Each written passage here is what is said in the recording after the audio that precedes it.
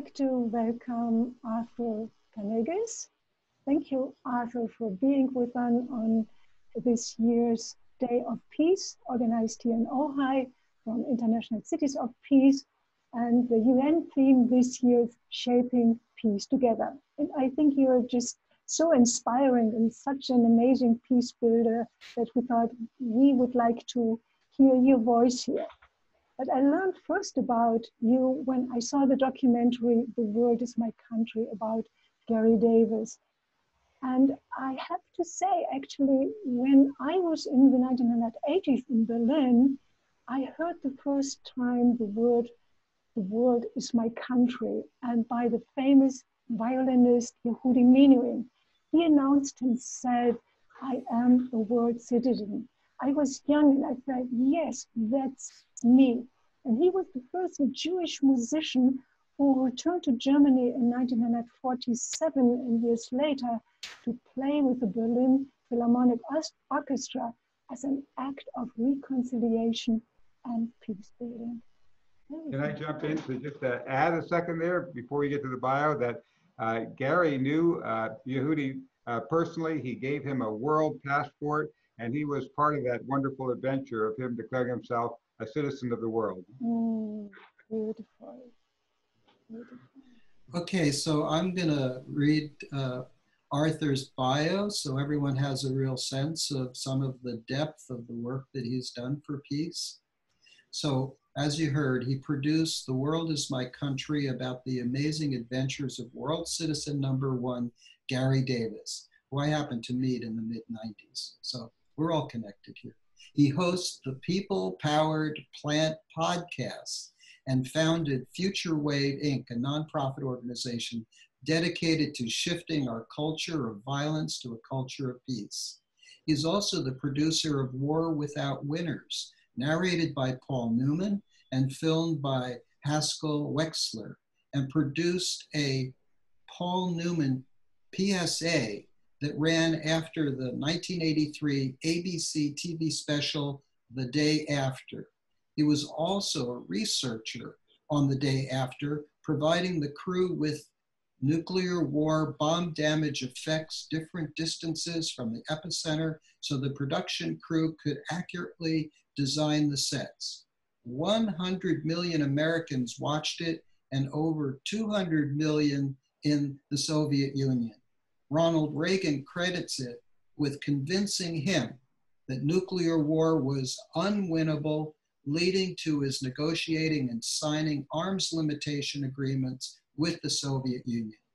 So now here he is, radio host, podcaster, journalist, visionary writer and filmmaker, Arthur Kanegis. Welcome, Arthur. Well, thank you. I love being here in Ojai. Yeah, thank you. What gives you hope for the future generations in all life? Let's start off there. Well, that is a crucially important question. Just last night, I was talking to my daughter in Washington, D.C., and oh my God, she is so torn up with, you know, the rise of totalitarianism looming ahead with her. You know, we have grandkids. I have grandkids, you know, 10 and 9 years old, and as a mother, she's heartbroken. She's working hard with the American Friends Service Committee to try to turn things around, but sometimes it seems like hopeless, like it's a deluge, a cascading of crises that seem like they're out of control. So how do I find hope in the midst of that? And that is that there's a key thing that happens. Change happens, shifts happen at major transformational points in history when we're facing major crises. And in many ways, these crises are the instigation of the metamorphosis into a whole new possibility. And the key thing I think that drives that is vision. Without vision, the people perish. Now, so many of us have learned in our own lives that, you know, if we can meditate and visualize what we want, we're more likely to get there. And yet, as a society, what do? We keep visualizing doom and gloom. We visualize, you know, the end of the world. We visualize movies about all the violence and disruption, and we plant that into our subconsciouses.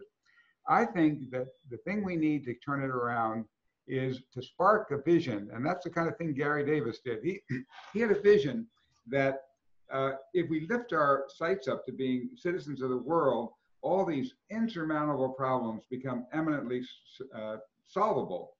So that's why we have these People-Powered Planet podcasts, where each week we have these really exciting visionaries talking about how we build the world we choose. We just had a Sushiant, who was one of the winners of the Global Challenge Foundation $1.8 million prize for better ideas on how to run our world. And he has this whole proposal how interacting with the internet, we can build a bottom-up people-powered democracy, not with guns and bombs to enforce things, but with we the people using our purchasing power, our moral power, our power as people coming together, really, because we are the superpower.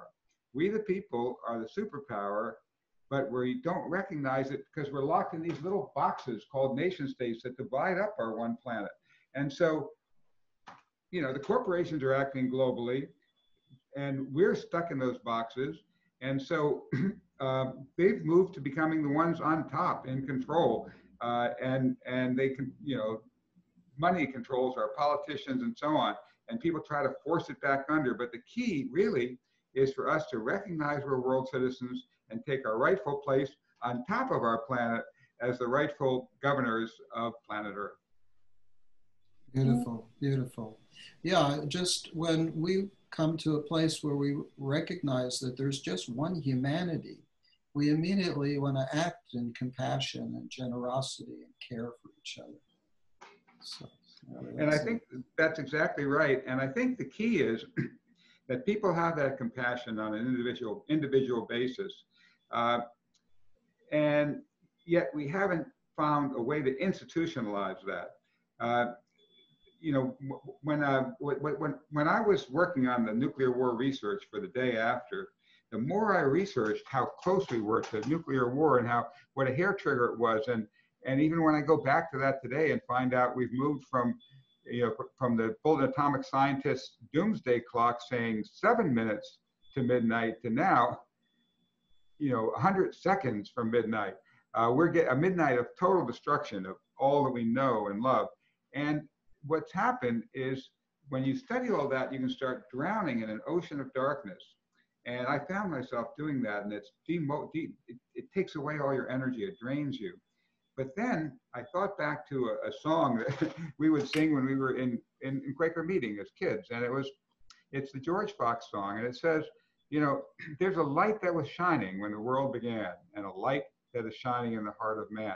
Because there's an ocean of darkness, and I drowned in the night, till I came through the darkness to the ocean of light. And the light is forever, and the light makes us free. I will dwell in the glory of the light, said he.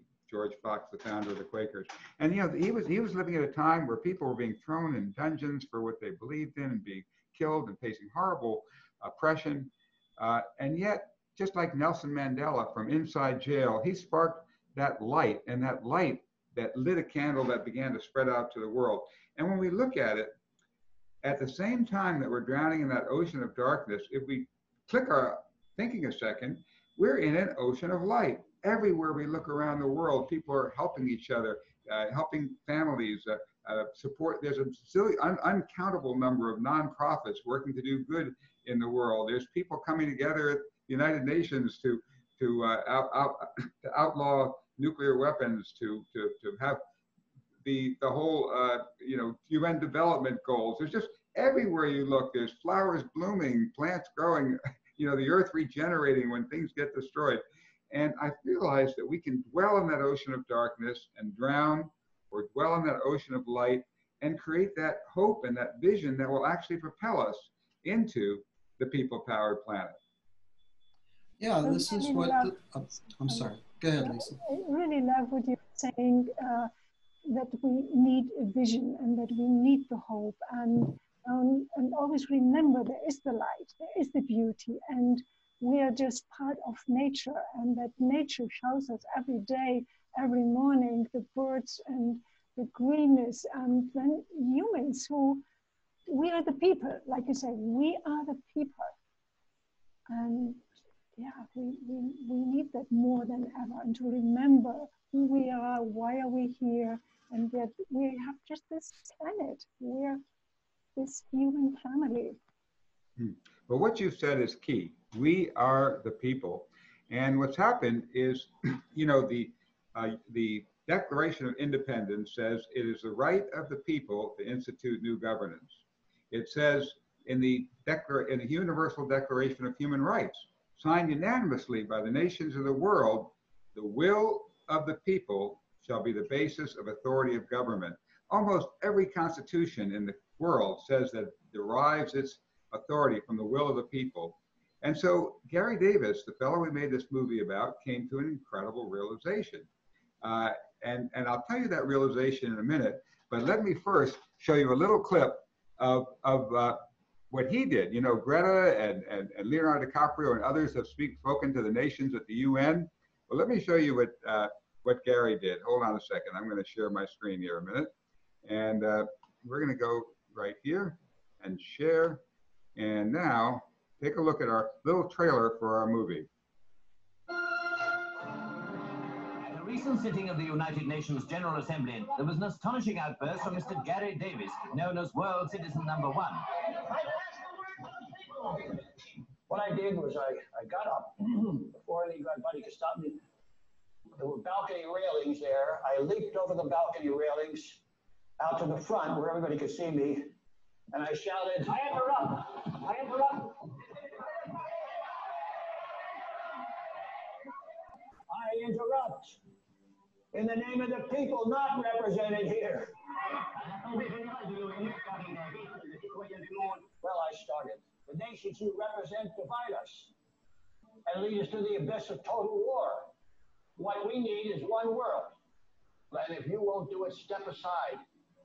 And a People's World Assembly will arise from our own ranks to do it, because we can be served by nothing less.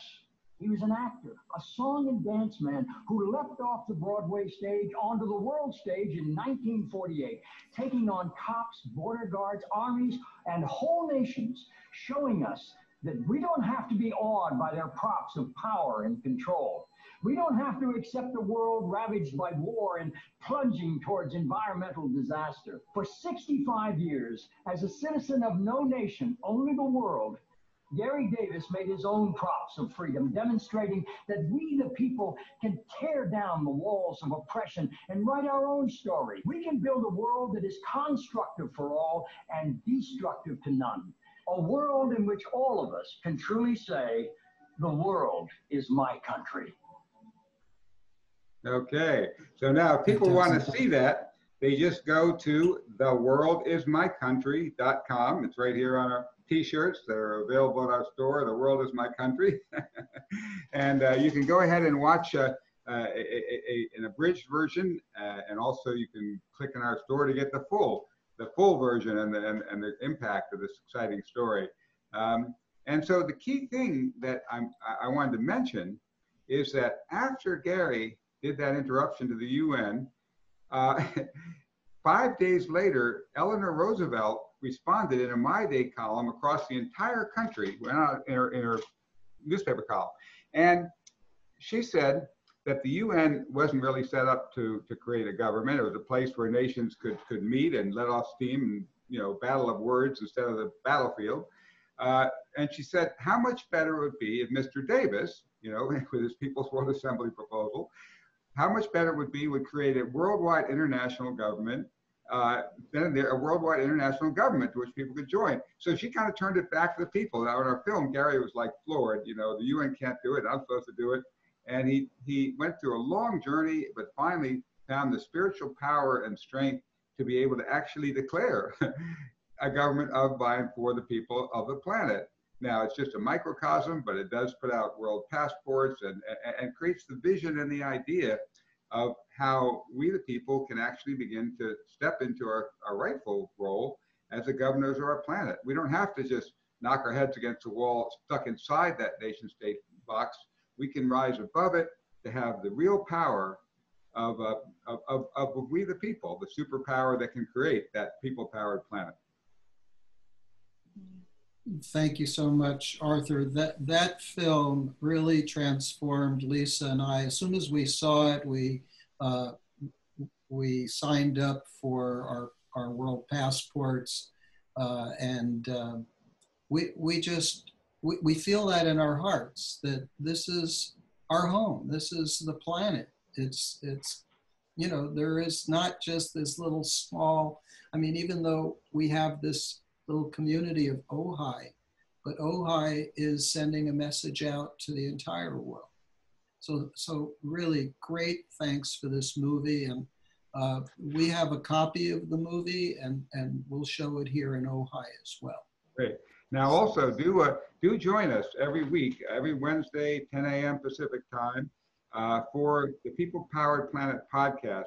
We have incredible guests. I mentioned Sushant, the prize winner, but we also have coming up, next one is David Hartsoe, who started the Nonviolent Peace Force, talking about even if we do face oppression in this country, you know, oppressive dictators have been undermined by people powered, you know, brought down the whole Soviet Empire and other dictators. So how do we use the power of nonviolence to not only stop dictators, bring them down, but also to actually learn how we can together create and build and govern the world we choose. So thank you. Thank you. Yeah, it's thanks. so timely, like shaping peace together, which is the theme of the UN Peace Day this year. And here it shows up, we are the people. We are world citizens. So thank you, Arthur, for bringing this to the foreground of us to remember what Garry Davis did and we can do. And yeah, let's shape peace together every day in our homes and our hearts, from my heart to your heart and to everyone. Yep, very good. So again, come to theworldismycountry.com/podcast and join us for more exciting news on how we build the world we choose. Arthur, thanks so much. We look forward to seeing your podcasts every Wednesday. Thank you for your contribution. Well, we're so grateful to you. I love Ojai. I know David Gallup, who runs the World Service Authority for Garry, did show the film there.